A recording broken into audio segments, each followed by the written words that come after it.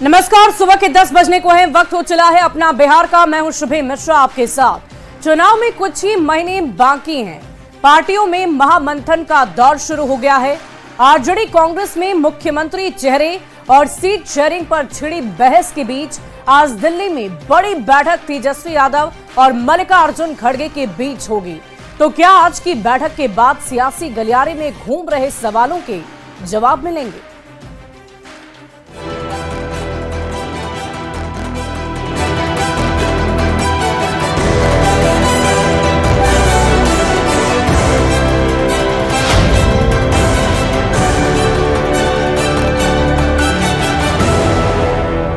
और इस वक्त की बड़ी खबर का रुख करेंगे। आज दिल्ली में खड़गे के आवास पर बैठक होनी है। तेजस्वी यादव और खड़गे की ये बैठक है। थोड़ी ही देर में आरजेडी और कांग्रेस की बड़ी बैठक होगी। विधानसभा चुनाव से पहले इस बैठक को कई मायनों में बहुत ही खास महत्वपूर्ण माना जा रहा है। तो दिल्ली में आरजेडी कांग्रेस का मंथन आज दोपहर से पहले ये बैठक होगी और थोड़ी ही देर में दिल्ली में खड़गे के आवास पर यह बैठक होनी है, जिसमें नेता प्रतिपक्ष तेजस्वी यादव और खड़गे एक साथ होंगे। थोड़ी ही देर में राष्ट्रीय जनता दल और कांग्रेस की बड़ी बैठक होनी है, जो विधानसभा चुनाव से पहले बहुत ही खास, बहुत ही अहम मानी जा रही है। मल्लिकार्जुन खड़गे के आवास की ये तस्वीरें हम आपको दिखा रहे हैं, जहां तेजस्वी यादव पहुंचेंगे और यहीं पर महामंथन होना है आगामी चुनाव को लेकर, विधानसभा चुनाव को लेकर, जिसमें अब ज्यादा वक्त शेष नहीं रह गए हैं, क्योंकि बार बार सियासी गलियारे में ये सवाल तैर रहे हैं कि क्या कांग्रेस और राष्ट्रीय जनता दल एक ही मत से आगे बढ़ना चाहती है, क्योंकि अलग अलग बातें निकलकर गठबंधन से सामने आ रही है अलग अलग नेताओं की तरफ से। नहीं, आज हम लोगों की औपचारिक मीटिंग है और हम लोग बात करेंगे और आगे इलेक्शन में बिहार को लेके क्या स्ट्रैटेजी होगी, इसको हम लोग देखेंगे क्या होता है। बिहार विधानसभा में नेता प्रतिपक्ष तेजस्वी यादव और कांग्रेस के राष्ट्रीय अध्यक्ष मल्लिकार्जुन खड़गे के बीच में आज मुलाकात होनी है। मल्लिकार्जुन खड़गे के 10 राजाजी स्थित जो दिल्ली में आवास है, वहीं पर यह मुलाकात होगी। निश्चित रूप से इस मुलाकात के मायने निकाले जा रहे हैं और काफ़ी महत्वपूर्ण मुलाकात है, क्योंकि जब कांग्रेस के प्रदेश अध्यक्ष बदले गए हैं बिहार में और कांग्रेस के प्रभारी बदले गए हैं, उसके बाद जिस तरह से कांग्रेस नेताओं का रिएक्शन आता रहा है, खासतौर से प्रभारी अल्लाह वरू का जो बयान आता है सीएम फेस को लेकर के, उसको लेकर भी कई तरह के कयास लगाए जा रहे हैं। हालांकि बिहार कांग्रेस के नेताओं की जब राहुल गांधी और खड़गे से साथ मुलाकात हुई थी, दिल्ली में बातचीत हुई थी, उसमें इस बात पर मुहर लग गई कि कांग्रेस आरजेडी के साथ ही मिलकर बिहार में चुनाव लड़ेगी। लेकिन सीएम फेस को लेकर, जो कि आरजेडी ने पहले ही घोषित कर दिया है कि तेजस्वी यादव ही सीएम फेस होंगे बिहार विधानसभा चुनाव में, उसके ऊपर कांग्रेस की अभी तक से हामी नहीं भरी गई है कांग्रेस की तरफ से। उसको लेकर कई तरह के सवाल खड़े हो रहे हैं। तो निश्चित रूप से विधानसभा चुनाव के 6-7 महीने पहले जो आज मुलाकात हो रही है आरजेडी और कांग्रेस के टॉप लीडरशिप के बीच में, इसके मायने जरूर महत्वपूर्ण हैं और एक बेहतर कोऑर्डिनेशन के लिए ये कोशिश की जा रही है कि बेहतर कोऑर्डिनेशन हो। और 17 अप्रैल को जो बिहार में इंडिया गठबंधन के जो नेता हैं एक साथ बैठेंगे, जो प्रदेश स्तर के नेता, उसके पहले ये मुलाकात काफ़ी अहम मानी जा रही है। हालांकि सूत्र बता रहे हैं कि अभी सीट शेयरिंग और बाकी मुद्दों पर चर्चा नहीं होगी, लेकिन एक बेहतर संदेश देने की कोशिश की जा रही है कि गठबंधन में ऑल इज वेल है। कैमरामैन अपू पाठक के साथ अमितेश सिंह, न्यूज 18 दिल्ली। और देखिए, आज आरजेडी कांग्रेस के बीच होने वाली मंथन काफी अहम इसलिए भी मानी जा रही है, क्योंकि अब तक बिहार कांग्रेस के कई नेताओं ने मुख्यमंत्री चेहरे पर बयान दिए हैं और ये खुलकर कहा है कि अभी ये तय नहीं है कि मुख्यमंत्री का चेहरा कौन होगा। एक तरफ जहां राष्ट्रीय अध्यक्ष राष्ट्रीय जनता दल के लालू प्रसाद ने बार बार खुलकर ये कहा है कि मुख्यमंत्री का चेहरा सिर्फ और सिर्फ तेजस्वी यादव होंगे, लेकिन गठबंधन इसकी पुष्टि अब तक नहीं करता है। महागठबंधन से कौन होगा सीएम फेस, बिहार कांग्रेस प्रभारी कृष्णा अल्लावरू ने सबसे पहले बयान दिया और उसके बाद कांग्रेस विधायक अजीत शर्मा बोल पड़े। फिर बिहार कांग्रेस के अध्यक्ष राजेश कुमार ने भी बोला और इसके बाद कांग्रेस महासचिव सचिन पायलट ने भी खुलकर बोल दिया कि चुनाव जीतने के बाद ही तय होगा कि कौन होगा महागठबंधन की ओर से सीएम। और अब कांग्रेस नेता यशवंत कुमार का बयान भी आपने न्यूज 18 पर सुना, जिन्होंने कहा कि तेजस्वी की जगह पर राजेश कुमार को सीएम फेस बनाया जाए। अब ऐसे में चर्चा चरम पर हो रही है कि आखिर कौन सीएम फेस होगा महागठबंधन की तरफ से। अल्लावरू तो 3-3 बार ये बयान दे चुके हैं 25 मार्च को बोले कि चेहरा कौन होगा ये अभी तय नहीं। फिर तारीख बदली 3 अप्रैल, उस दिन भी यही कहा कि अभी सीएम फेस पर बात नहीं हुई है। जबकि 5 अप्रैल को अल्लावरू ने कहा कि बिहार की जनता तय करेगी कि महागठबंधन अगर चुनाव जीतता है तो सीएम का चेहरा कौन होगा। वहीं कांग्रेस नेताओं के बयान लगातार कई सवाल भी खड़े कर रहे हैं। सत्ता पक्ष की तरफ से लगातार सवाल खड़े किए जा रहे हैं। पहला सवाल कि तेजस्वी की अगुवाई पर कांग्रेस बार बार क्यों सवाल खड़े कर रही है, ये सबसे बड़ा सवाल है। क्या कांग्रेस नहीं चाहती कि तेजस्वी यादव सीएम का चेहरा हो? दूसरा सवाल, क्या कांग्रेस को तेजस्वी पसंद नहीं? क्योंकि कल ही आपने यशवंत का बयान सुना, उन्होंने कहा कि इनके ऊपर बहुत सारे भ्रष्टाचार के आरोप हैं और ऐसे में किसी और को कांग्रेस की तरफ से चेहरा सीएम के तौर पर बनाया जाना चाहिए। तीसरा सवाल, तेजस्वी नहीं तो कौन होगा महागठबंधन का चेहरा? यह भी बड़ा सवाल है। चौथा सवाल हम भी पूछेंगे कि तेजस्वी का अपमान आरजेडी कब तक बर्दाश्त करेगा? क्या आरजेडी को चोट नहीं पहुंचती अगर तेजस्वी यादव, जो गठबंधन के बड़े नेता कहलाए जाते हैं, गठबंधन का चेहरा बताए जाते हैं, उनके ऊपर अगर भ्रष्टाचार के आरोप लगे तो क्या राष्ट्रीय जनता दल को यह बर्दाश्त के बाहर नहीं होता? पांचवा सवाल, यशवंत कुमार पर कार्रवाई बड़े नेताओं पर क्यों नहीं? छठा सवाल यह है कि कांग्रेस आलाकमान की चुप्पी के क्या मायने हैं, कि हम क्या समझे? क्योंकि कांग्रेस बार बार इस या तो टाल मटोल करती है या ये कहती है कि बिहार की जनता तय करेगी कि महागठबंधन का चेहरा कौन होगा। दरअसल कांग्रेस अब अपने पैरों पर खड़ा होना चाहती है। बिहार में खो चुकी जमीन पाने की ललक है कांग्रेस के अंदर और यही वजह है कि बिहार कांग्रेस में कई बड़े बड़े बदलाव किए गए हैं। जमीन वापस पाने की ललक में कांग्रेस ने पहले प्रदेश अध्यक्ष बदले, फिर प्रदेश प्रभारी को बदल दिया और उसके बाद सभी जिलों में नए जिला अध्यक्ष बनाए गए। अब आप ये समझ रहे होंगे कि कैसे सोची समझी रणनीति के तहत कांग्रेस अपनी खोई हुई जमीन को तलाश रही है और उस जमीन को वापस लाने की ललक कांग्रेस के भीतर है और इसी के अंतर्गत बड़े बड़े बदलाव पार्टी के भीतर किए गए। तेजस्वी की अगुवाई पर कांग्रेस बार बार क्यों सवाल खड़े कर रही है, ये भी एक बड़ा सवाल है। कांग्रेस अपने पैरों पर खड़ा होना चाहती है। राहुल गांधी का 4 महीने में 3 बिहार दौरा, सचिन पायलट भी बिहार आए 18 जनवरी, 5 फरवरी, 7 अप्रैल, 11 अप्रैल। तो इस तरह से दौरे भी बिहार में लगातार बढ़ते गए कांग्रेस के प्रमुख नेताओं की तरफ से। दरअसल 2 दशक से कांग्रेस आरजेडी की बैसाखी के सहारे बिहार में अपनी नैया पार करवा रही है। 2020 के चुनाव में कांग्रेस का रिजल्ट अच्छा नहीं रहा। 70 सीट पर लड़ने वाली कांग्रेस को महज 19 सीट मिली और जीत का स्ट्राइक रेट महज 27% ही रह गया। कांग्रेस 2020 में 70 सीट पर चुनाव लड़ी थी और इस बार कांग्रेस को 70 सीट देने के मूड में राष्ट्रीय जनता दल नहीं है और यही वजह है कि दबाव की राजनीति कर कांग्रेस ज्यादा सीट चाहती है और ये चाहती है कि किसी भी तरीके से वो ए टीम बनकर बिहार के चुनावी रणभूमि में उतरे। यानी दबाव की राजनीति के जरिए कांग्रेस ज्यादा से ज्यादा सीट चाहती है क्योंकि राष्ट्रीय जनता दल को भी कांग्रेस की जरूरत है। दबाव बढ़ेगा तो आरजेडी ज्यादा सीट दे देगा। इसी रणभूमि के लिए पूरी जद्दोजहद कांग्रेस की तरफ से की जा रही है। इसी रणनीति के तहत ये कोशिश की जा रही है कि किसी भी तरीके से इस बार कांग्रेस पूरे दमखम के साथ आगामी विधानसभा चुनाव में उतरे। बढ़ते आगे, इधर आरजेडी और कांग्रेस की बैठक पर बीजेपी के प्रदेश अध्यक्ष दिलीप जायसवाल ने जोरदार हमला बोला। उन्होंने कहा कि ये दोनों दल एक दूसरे को आगे बढ़ता नहीं देख सकते। दोनों में एक दूसरे को समाप्त करने की होड़ मची हुई है। छिपी का खेल चल रहा है। कांग्रेस राजद के ऊपर जो है अपना हॉबी होना चाहती है और राजद इस मामले में कांग्रेस से बचना चाहती है। तो ये खेल इनका अंत तक चलेगा और मैं आपको आज भविष्यवाणी कर देता हूं, बता देता हूं। राष्ट्रीय जनता दल का एक ही मिशन है कि किसी तरीके से कांग्रेस बिहार में समाप्त। जिस तरह एक तराजू पर बैंग को रखिए, फ्रॉग बैंग को रखिए, तो एक बैंग जाएगा दूसरा कूद जाता है। तो ये इंडी गठबंधन वही फ्रॉग बैंग का जो है समूह है तराजू पर। पता नहीं कौन कब किस पर उछलेगा, कौन कब किस पर कूदेगा। और इधर दिल्ली में कांग्रेस के वरिष्ठ नेताओं के साथ तेजस्वी यादव की मुलाकात पर जेडीयू के मुख्य प्रवक्ता नीरज कुमार ने चुटकी ली है। उन्होंने कहा कि अगर कांग्रेस तेजस्वी यादव को नेता मान लेती है तो ये उसके राजनीतिक अंत का ऐलान होगा।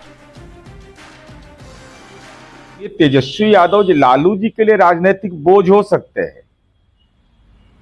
अब कांग्रेस पार्टी जिसका एक विरासत रहा है, स्वतंत्रता सेनानियों का विरासत, देश के लिए कुर्बानी देने का विरासत, और वह पार्टी राजनीतिक आत्मसमर्पण ऐसे व्यक्ति के सामने कर दे जो 420 का आरोपी हो, मनी लॉन्ड्रिंग एक्ट का आरोपी हो, और जिसकी कोर्ट में पेशी होती हो तो तेजस्वी यादव पिता लालू यादव हाजिर हो। अब ऐसे व्यक्ति का नेतृत्व अगर कांग्रेस स्वीकार करती है, यह कांग्रेस की राजनीतिक दुर्गति का अंतिम परिणति है। और देखिए इस पूरी खबर की अधिक जानकारी के साथ न्यूज 18 संवाददाता दिल्ली से अमितेश सिंह हमारे साथ लाइव जुड़ चुके हैं। सीधे उनका रुख करती हूं। अमितेश, आप इस वक्त मल्लिकार्जुन खड़गे के आवास के बाहर मौजूद हैं और आज का ये दिन बिहार की सियासत के लिए बहुत खास है। भले ही विपक्ष के नेता आपस में बैठ रहे हों, लेकिन जो कंफ्यूजन इस वक्त बिहार के सियासी गलियारे में है, शायद वो कंफ्यूजन आज दूर हो जाए। किन किन मायनों में ये बैठक आज बहुत महत्वपूर्ण है?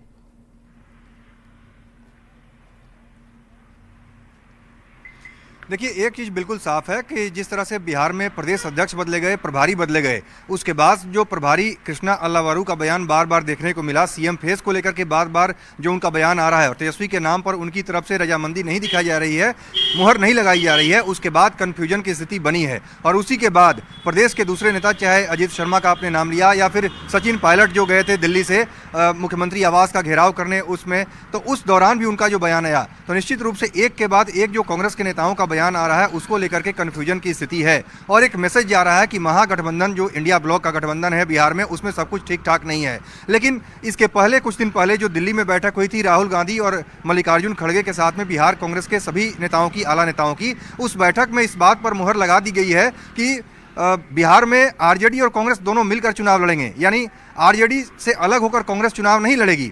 तो निश्चित रूप से दोनों बातें एक साथ नहीं हो सकती हैं, इस बात को समझना होगा। आरजेडी ने पहले ही घोषित कर दिया है तेजस्वी यादव ही सीएम फेस होंगे। इसके पहले 2020 के विधानसभा चुनाव में भी उनके नाम की घोषणा हो चुकी थी। तो निश्चित रूप से कांग्रेस अगर गठबंधन में रहेगी तो उसे इस बात को स्वीकार करना होगा, मानना ही होगा कि हर हाल में तेजस्वी यादव ही सीएम फेस होंगे, इससे कम पर कोई गठबंधन नहीं हो सकता है। दूसरी बात जहां तक है सीटों का सवाल है, जो सूत्र बता रहे हैं उसके मुताबिक कांग्रेस की तरफ से एक तरह से दबाव की राजनीति चल रही है और कांग्रेस से चूंकि सीटें चाह रही है पिछली बार की तुलना में अगर देखा जाए तो उसके आसपास सीटें चाह रही हैं। पिछली बार 70 सीटों पर कांग्रेस चुनाव लड़ी, 19 पर जीत मिली। आरजेडी इस बार 30 से 40 सीटें देने के मूड में, इससे ज़्यादा सीट देने के मूड में नहीं है कांग्रेस को।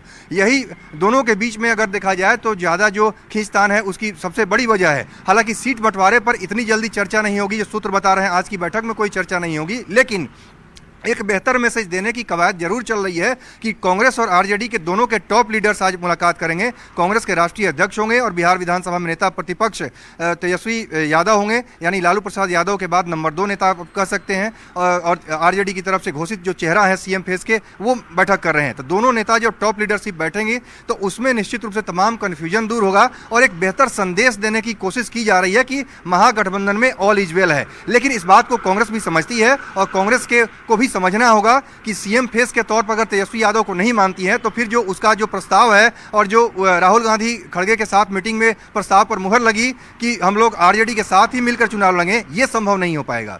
जी अमितेश, हम आपसे ये भी जानना चाहेंगे कि भले ही आज सीटों के बंटवारे को लेकर मंथन ना हो, लेकिन आज की बैठक में क्या महत्वपूर्ण बातें की जा सकती है, क्योंकि कंफ्यूजन बहुत है और जाहिर है कि सत्ता पक्ष के लोगों की तरफ से भी लगातार इन्हीं बातों को लेकर चर्चा की जा रही है। महागठबंधन पर सवाल खड़े किए जा रहे हैं, ये कहा जा रहा है कि इनमें एकता नहीं है, ये टूट कर बिखर कर विधानसभा चुनाव में इनका कोई भी रिजल्ट नहीं आने वाला है।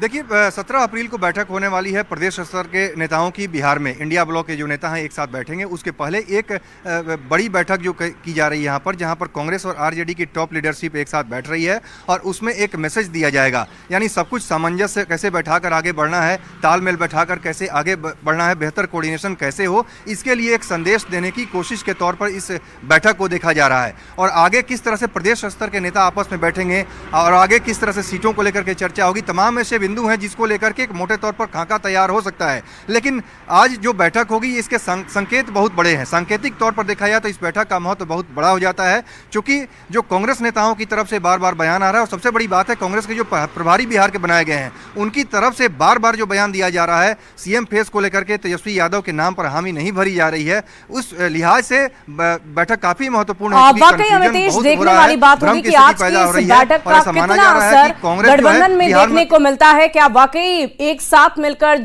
जो लड़ने की बात इनकी तरफ से की जा रही है, क्या वैसी ही स्थिति होती है, या फिर लगातार जो बयानबाजी कांग्रेस की तरफ से की जा रही है वो जारी रहेगी? इस पूरी खबर पर आप लगातार नजर बनाए रखें। हम फिर आपसे जुड़ेंगे और पूरी जानकारी लेंगे।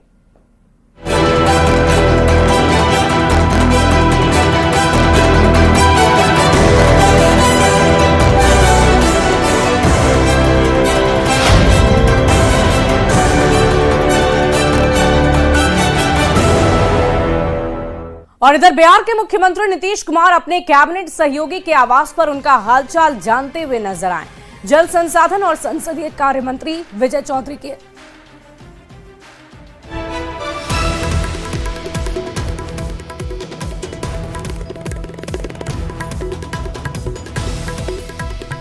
तो मुख्यमंत्री नीतीश कुमार आज अपने कैबिनेट सहयोगी के आवास पर उनका हालचाल जानते हुए नजर आए। जल संसाधन और संसदीय कार्य मंत्री विजय चौधरी के आवास पर अचानक सीएम नीतीश कुमार पहुंचे और इस दौरान उनकी मुलाकात मंत्री विजय चौधरी से हुई। थोड़ी देर रुकने के बाद सीएम नीतीश कुमार वहां से निकलकर अपने आवास एक अन्य मार्ग चले गए। संवाददाता शैलेंद्र कुमार की इस रिपोर्ट को आप भी देखिए। नीतीश कुमार आए दिन अपने कैबिनेट के सहयोगी मंत्रियों के आवास पर जाते हैं, उनसे मिलते हैं। इस वक्त देखिए मंत्री विजय कुमार चौधरी के आवास पर मुख्यमंत्री नीतीश कुमार पहुंचे हैं उनसे मिलने के लिए। सुबह का वक्त है और मुख्यमंत्री यहां से मिलकर देखिए जा रहे हैं। विजय चौधरी के आवास पर मुख्यमंत्री यहां पर आए थे मिलने के लिए।